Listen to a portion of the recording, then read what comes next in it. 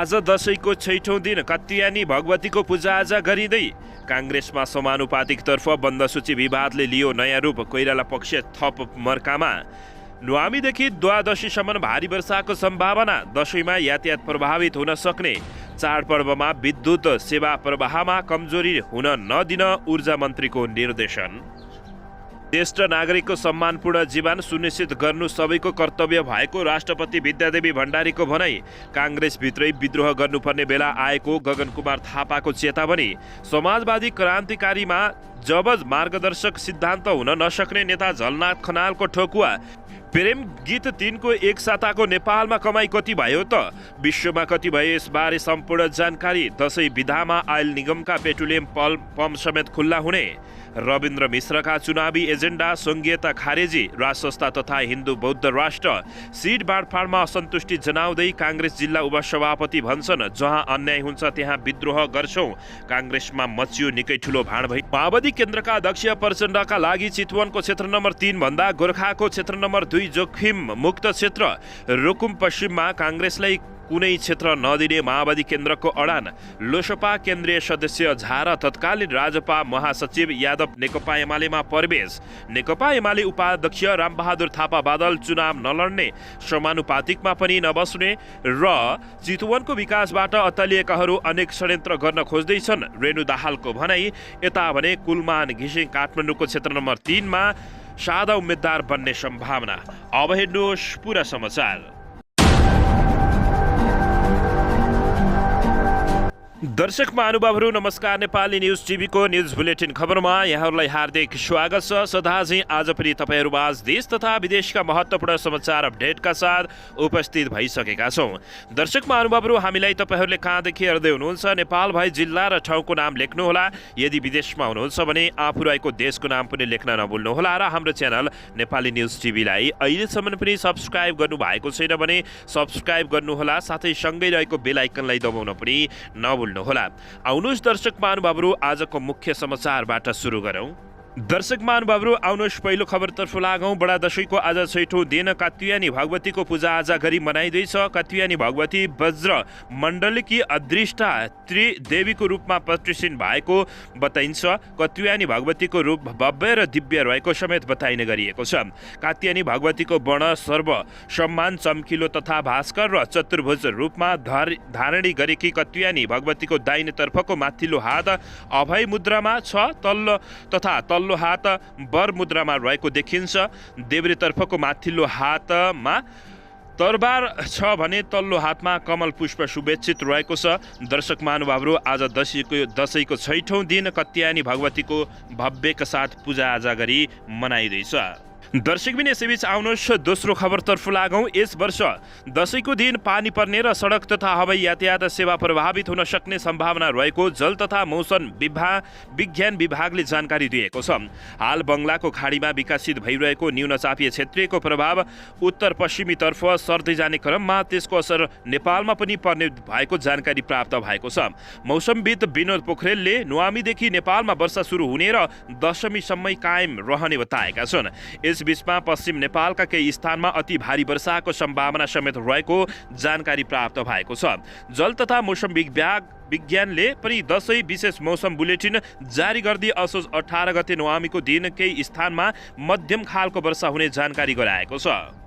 दर्शकबिन यसैबीच आउनुहोस् अर्को समाचारतर्फ लागौँ। काठमाडौँको क्षेत्र नम्बर 3 बाट कुलमान घिसिङ स्वतन्त्र उम्मेद्वार उठ्ने जानकारी प्राप्त भएको छ। नेपाल विद्युत प्राधिकरणका कार्यकारीको निर्देशक कुलमान घिसिङ काठमाडौँको क्षेत्र नम्बर 3 मा सत्तारूढ दल गठबन्धनका तर्फबाट साझा उम्मेद्वार बन्ने सम्भावना बढेको जानकारी प्राप्त भएको छ।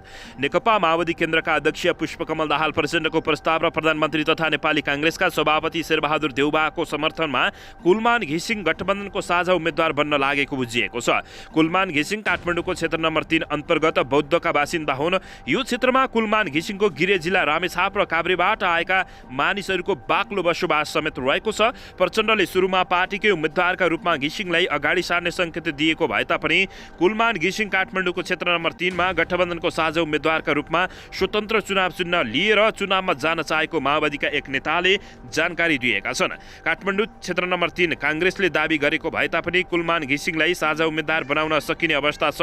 ती नेताले भने अहिले काठमाडौँको 3 काङ्ग्रेस र काठमाडौँको 2 माओवादीले लिने गरी गठबन्धनको बैठकमा छलफल भए पनि कुलमान घिसिङले स्वतन्त्र रूपमा 3 मा जान चाहेको अवस्थामा सहमति बन्न सक्ने नेताहरूको भनाइ रहेको छ। यो कुलमान घिसिङको निर्णयलाई 3 करोड नेपालीहरूले समेत दर्शक महानुभावहरू भव्य स्वागत गरेका छन्। दर्शकबिन यसैबीच आउनुहोस् अर्को समाचारतर्फ लागौँ। भरतपुर महानगरपालिकाकी मेयर रेणु दाहालले चितवनको विकासबाट अतालिएकाहरू अनेक षड्यन्त्र गर्न खोजेको आरोप लगाएका छिन्। परिवर्तन विरोधीहरूले षड्यन्त्र गर्न खोजेको भन्दै उनले चितवनवासी जनसमुदायलाई होसियार हुन समेत आग्रह गरेकी हुन्। नेकपा माओवादी केन्द्रका अध्यक्ष पुष्पकमल दाहाल प्रचण्डकी छोरी समेत रहेकी मेयर रेणु दाहालले भनेकी छिन्, चितवनको विकासबाट अतालिएकाहरू परिवर्तनका विरोधीहरू आज अनेक षड्यन्त्र गर्न खोजिरहेका छन्। चितवनवासी जनसमुदायहरू होसियार हुनुहोला भन्दै उनले सचेत गराएको बुझिएको छ। चितवन माओवादी केन्द्रका अध्यक्ष प्रचण्डको चुनावी क्षेत्र समेत हो। प्रचण्डले यसअघि 2 पटक सार्वजनिक रूपमा आफ्नो निर्वाचन क्षेत्र चितवन नै हुने बताएका छन्। यद्यपि पछिल्ला केही दिनदेखि उनको चुनाव क्षेत्र फेरिन सक्ने भद्र गोर्खाबाट चुनाव लड्न सक्ने चर्चा पनि सुरु भएको छ। यद्यपि प्रचण्डले यसबारे केही बोलेका छैनन्। चितवनमा प्रचण्ड विरुद्ध एन्टी प्रचण्ड मुभमेन्ट चलेको भन्दै माओवादी नेताहरूले नै सुरक्षित ठाउँमा चुनाव लड्न प्रचण्डलाई सुझाएको निकट नेताहरूले बताएका छन्। दर्शकबिन यसैबीच आउनुहोस् अर्को समाचारतर्फ लागौँ। नेकपा एमालेका उपाध्यक्ष रामबहादुर थापा बादलले आगामी प्रतिनिधि सभा तथा प्रदेश सभा निर्वाचनमा प्रतिस्पर्धा नगर्ने भएका छन्। प्रत्यक्ष निर्वाचनमा सहभागी हुने नहुने बादलले समानुपातिक सूचीमा पनि चासो देखाएका छैनन्। यसअघि नेकपा माओवादी केन्द्रमा रहेका बादल नेकपा विभाजित भएर नेकपा एमालेको पुनर्गठन भएपछि अध्यक्ष तथा तत्कालीन प्रधानमन्त्री केपी शर्मा ओलीलाई असल नेता भन्दै नेकपा एमालेमा आफू रहने निर्णयमा पुगेको बताएका थिए। केपी शर्मा ओली प्रधानमन्त्री हुँदा बादल गृहमन्त्री भएका थिए। यसपटक निर्वाचनमा नेकपा माओवादी केन्द्र छाडेर नेकपा एमाले रोजेका नेताहरूको अवस्थाबारे विभिन्न टीका टिप्पणी भइरहेका छन्। यसबीच बादलले निर्वाचनमा सहभागी नहुने केपी शर्मा ओली निवास बालकोटमा भएको सचिवालय बैठकमा नै जानकारी गराएपछि यतिबेला नेकपा माओवादीका केन्द्रका पूर्व नेताहरूको बिचल्ली भएको समेत समाचारहरू बाहिरिएका छन्। बादलसँग नेकपा एमालेकी उपाध्यक्ष अष्टलक्ष्मी साक्यले पनि यो निर्वाचनमा प्रत्यक्षमा नलड्ने बताएकी छिन्। नेकपा एमाले टिकटको बाँडफाँडको जिम्मेवारी अध्यक्ष केपी शर्मा ओलीलाई दिएको जानकारी प्राप्त भएको छ। दर्शकबिन यसैबीच यता लोकतान्त्रिक समाजवादी पार्टी लोसपाका केन्द्रीय कार्य समिति सदस्य सुनिल झा रोहित तथा तत्कालीन राजपाका महासचिव इन्जिनियर देवेन्द्र कुमार यादव नेकपा एमालेमा प्रवेश गरेका छन्। उनीहरू शुक्रबार बालकोट स्थित नेकपा एमाले अध्यक्ष केपी शर्मा ओलीको निवास पुगेर नेकपा एमालेमा प्रवेश गरेका हुन्। उनीहरूलाई खादा लगाएर केपी शर्मा ओलीले पार्टी प्रवेश गराएका थिए। दर्शक महानुभावहरू पछिल्लो समय नेकपा एमाले प्रवेश गर्ने नेताहरूको लहर चलेको छ। तर टिकट बाँडफाँडमा भने नेकपा एमाले भित्र निकै ठुलो समस्या देखिने समेत बताइएको जानकारी प्राप्त भएको छ। दर्शक महानुभावहरू यसैबीच यता रुकुम पश्चिममा काङ्ग्रेसलाई कुनै क्षेत्र नदिने नेकपा माओवादी केन्द्रले अडान लिएको जानकारी प्राप्त भएको छ। दर्शकबिन यसैबीच राष्ट्रपति विद्यादेवी भण्डारीले ज्येष्ठ नागरिकको सम्मानपूर्ण जीवन सुनिश्चित गर्नु सबैको कर्तव्य भएको बताएकी छिन्। 32औं अन्तर्राष्ट्रिय ज्येष्ठ नागरिक दिवसका अवसरमा आज शुभकामना दिँदै उनले ज्येष्ठ नागरिकलाई सार्वजनिक सेवामा सहज पहुँच सुनिश्चित गर्न गरिएका व्यवस्थापनको प्रभावकारी कार्यान्वयन गर्न ध्यान आकर्षण गराएको बुझिएको छ।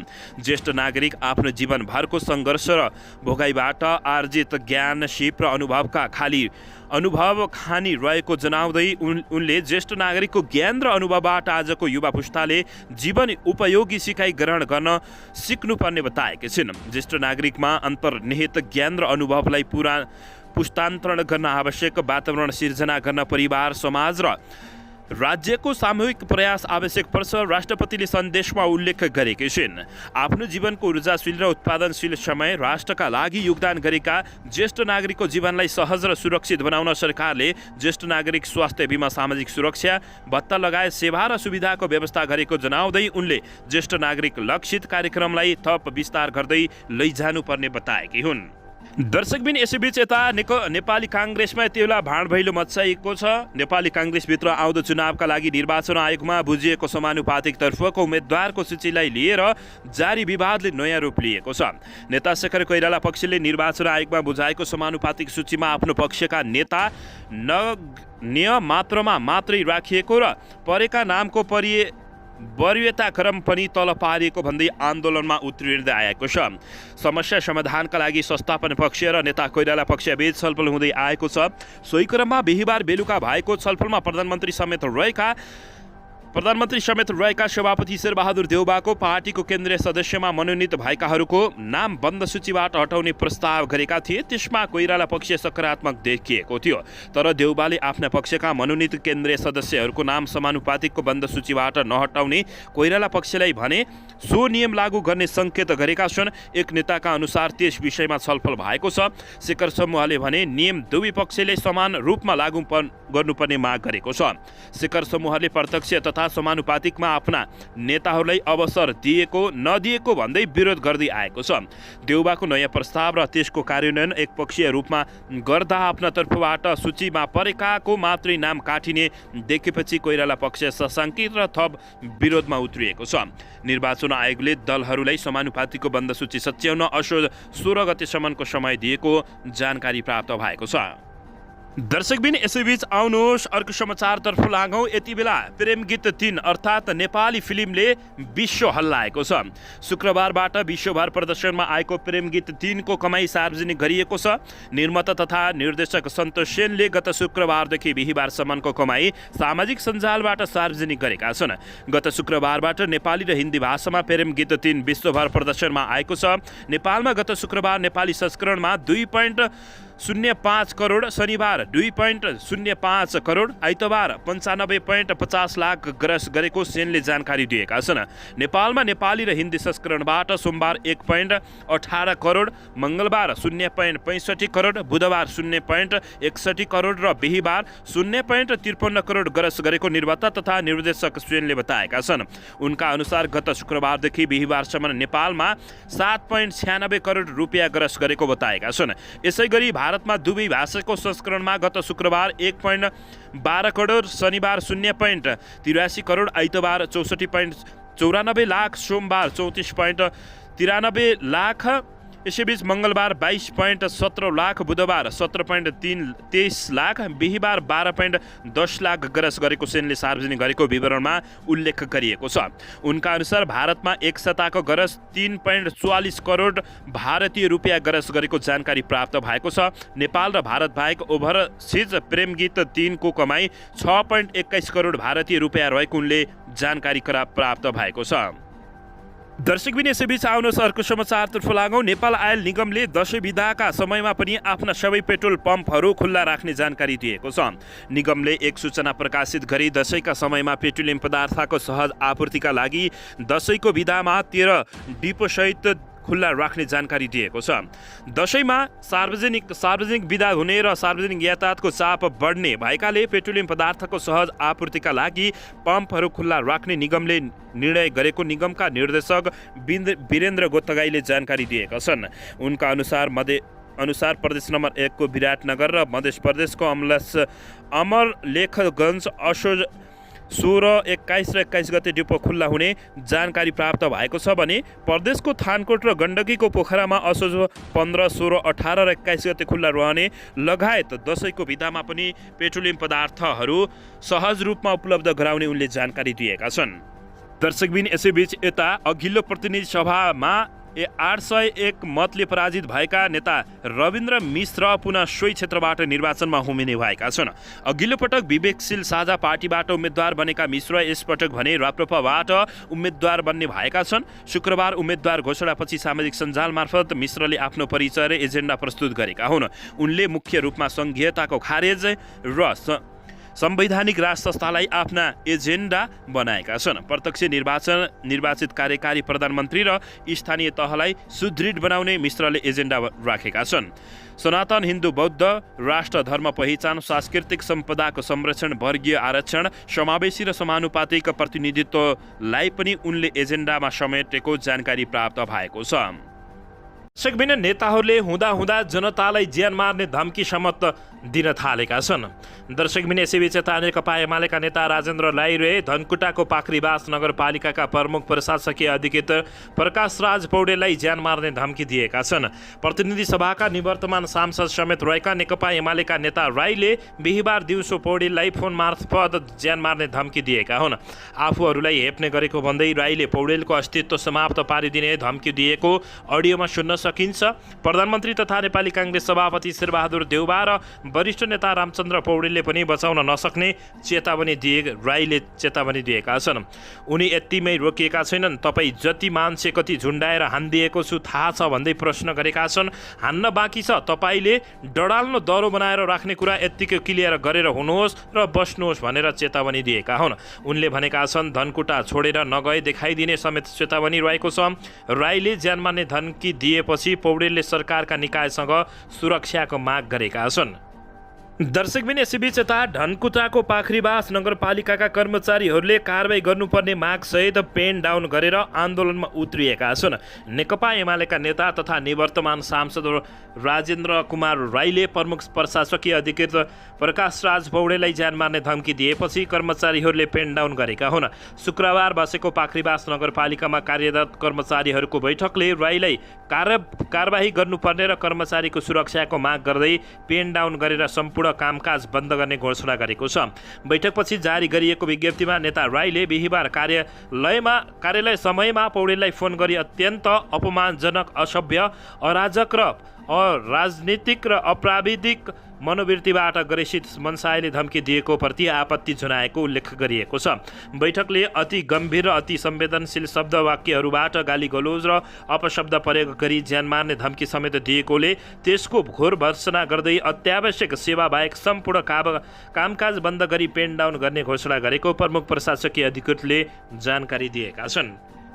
दर्शकबिन यसैबीच यता काठमाडौँको क्षेत्र नम्बर 1बाट रविन्द्र मिश्रले उम्मेदवारी घोषणा गरेका छन्।